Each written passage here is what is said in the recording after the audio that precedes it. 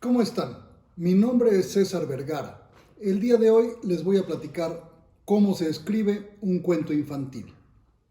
Esto es, eh, puede ser de niños para niños o de adultos para niños o de jóvenes para niños, pero es cómo hacer un cuento infantil el centro e idea del día de hoy. La primera cuestión que hay que tomar en cuenta es, tenemos que perder el miedo.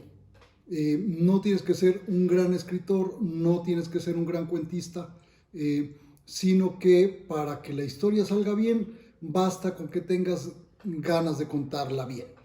De ahí parte todo lo demás.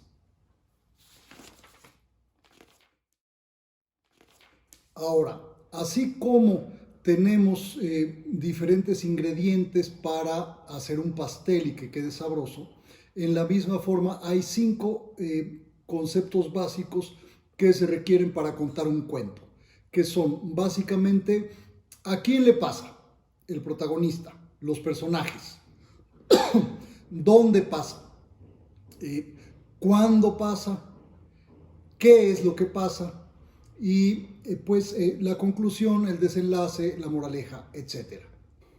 Entonces, una cuestión fundamental que hay que tomar en cuenta es que sin conflicto no hay historia. Imagínense que yo les dijera pues que Blancanieves era una niña muy bonita, que vivía con sus papás y la querían mucho, y después llegó el príncipe, se casaron y fueron muy felices. Ahí no hay más que escarbar. De forma similar que pasa con la Bella Durmiente.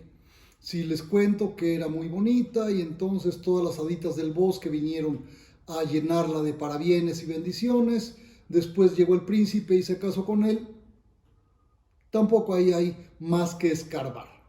Mientras que si les cuento que Blancanieves era envidiada por su madrastra y entonces tuvo que escapar y entonces llegan los enanitos, etcétera, etcétera, ahí sí hay una historia. De forma similar, en La Bella Durmiente, al aparecer aquella hada que vivía muy lejos en el bosque y que no la invitaron porque pensaban que estaba muerta y ella mandó una maldición, y entonces la hadita que se había escondido, etcétera, etcétera, ahí sí ya tenemos una historia que contar.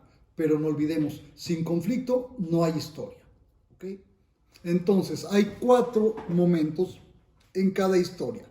Una es el inicio, la presentación, luego el desarrollo, posteriormente la conclusión y el desenlace. Son 4 puntos fundamentales. Normalmente podríamos hablar de una normalidad, una situación en que nuestro personaje vive, hay tranquilidad en el reino, en la casa, en la familia, etc. Y entonces sucede algo que viene a alterar esa normalidad, ese estado de cosas, o bien por el contrario hay una situación insoportable, consecuencia de la cual alguien decide tratar de hacer un cambio y entonces inicia el desarrollo de la acción. Prioritario es entonces definir quién es nuestro protagonista, a quién le pasa lo que pasa, y también quién es el antagonista, aquel que quiere impedir que nuestro protagonista lleve a cabo su objetivo, o bien aquel personaje al que nuestro protagonista tiene que destruir, vencer, aniquilar, etcétera, para que culmine o no la historia que estamos narrando. No necesariamente se trata de héroes y villanos, aunque normalmente así se maneja.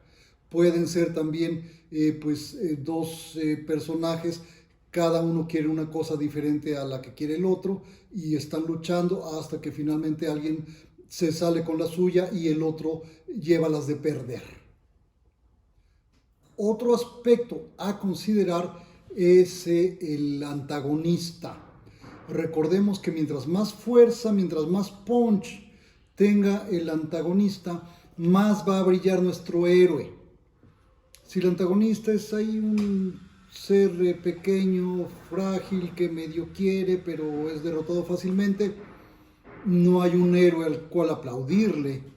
Mientras que si es un enemigo temible y aún así el héroe lo vence, entonces va a lucir mucho más nuestra historia. Bien, pues una vez habiendo presentado todos estos aspectos, lo que sigue es pues narrar el cuento desde cero y es lo que vamos a hacer en un momento más. Solo como pues pequeñas sugerencias podemos, por ejemplo, dibujar a nuestros personajes, eso ayuda muchísimo. También nos podemos imaginar cómo son y en cuanto a lo que imaginemos plasmarlos. De igual forma podemos pues pintar los paisajes en donde se desarrolla nuestra historia. Y eso puede ayudar a que, pues, si nuestro cuento lo hacemos por escrito y aparte le ponemos los dibujitos en donde tiene lugar la acción, va a ser un resultado mucho más redondeado y va a lucir mucho más nuestro trabajo. Bien, sin mayor preámbulo, vamos a inventar un cuento. Bien, pues ahí tienen que había una vez, hace mucho, mucho tiempo, en un lugar muy, muy lejano, un joven que siempre había soñado con ser un gran caballero. Este joven se llamaba Alex y pues se la pasaba practicando ahí con la espada y montaba a caballo y agarraba su lanza y atacaba bultos de arena y la gente pensaba que estaba loco, pero él no cejaba en su intento porque decía, algún día llegaré a ser un gran caballero y voy a salvar a una doncella y me voy a casar con ella. Y pues pasaba el tiempo, la familia decía, muchacho, pero en vez de estar soñando, ponte a trabajar y pues no lo comprendían. Pero sucede que cerca de ahí, en un palacio, vivía una familia noble, papá, mamá y la doncella, que era la hija, ¿no? Esta hija se llamaba Steffi, era muy guapa y ya estaba casi en edad para casarse. Entonces ya los papás andaban viendo por ahí pretendientes y demás para llevar a cabo una unión que fuera conveniente, cuando de repente sucedió algo que no había pasado en siglos. Empezó a merodear por ahí un dragón y pues cuentan los que saben que había despertado de un largo sueño. Este dragón vivía en un castillo que todo el mundo pensaba que estaba en ruinas y abandonado, pero en realidad había dormido un sueño de muchos años este dragón. Despertó y empezó a sobrevolar la zona, anduvo por ahí comiéndose vacas y otros animales y pues se le hizo buena idea pasear por cerca del castillo donde vivía esta familia noble y le echó el ojo a la doncella que estaba un buen día surciendo a la sombra de la torre del castillo y dijo, como que esta muchacha me gustó para el postre, y sin decir más bajó, la atrapó entre sus garras y se la llevó a su castillo.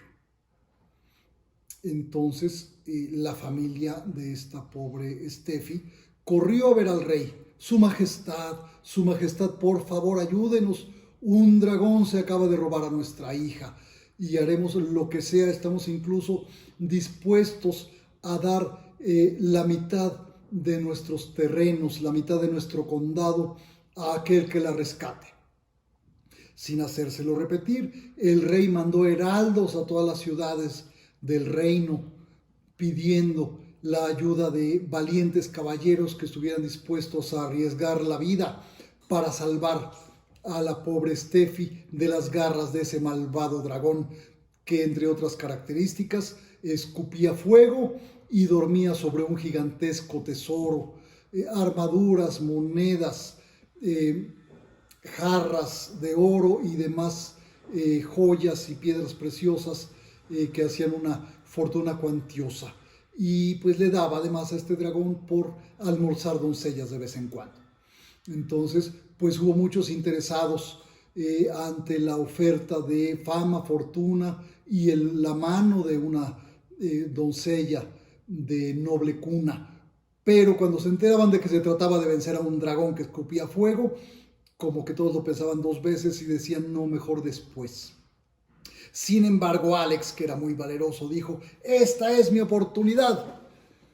Tomó su caballo, lanza, escudo, espada y demás, y salió a todo galope hasta llegar a donde se veía en el horizonte aquel castillo donde medraba el dragón. Entonces, pues se dio cuenta de que el castillo estaba pues en un risco y era de muy difícil acceso. Así que decidió emplear la astucia y empezó a dar gritos diciendo: óyeme, lombriz con alas, ¿por qué no te enfrentas a alguien que no te tenga miedo? Muy valiente has de ser con una pobre doncella indefensa. Baja y defiéndete si tienes valor, cobarde. Entonces el dragón, que aparte de muy ambicioso, era también muy vanidoso y muy arrogante, se levantó y dijo: caray, ¿quién se atreve a hablarme en ese tono? Entonces ya se fijó y dijo: es aquel caballerito que viene ahí, envuelto en hojalata, queriéndose hacer el héroe. Ahora mismo le voy a dar su merecido.